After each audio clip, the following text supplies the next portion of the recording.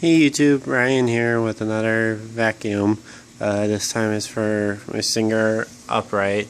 I had bought this a long time ago with the vacuum deal where I got my Eureka Ultra and my Sanitaire, the blue commercial one, and a couple of the other vacuums. Finally got around to this one. Did a cleanup on it.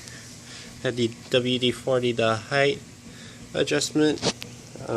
Still need to put a new belt in it, but this is as good as it's gonna get and as clean as it's gonna get. So I'll give it to you running.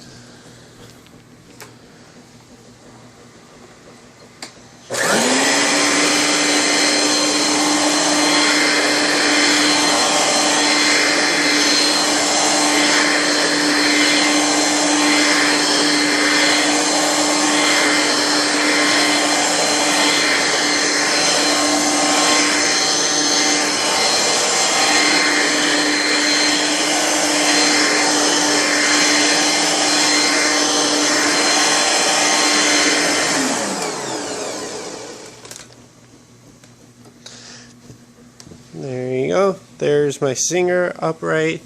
It is 6.5 amp.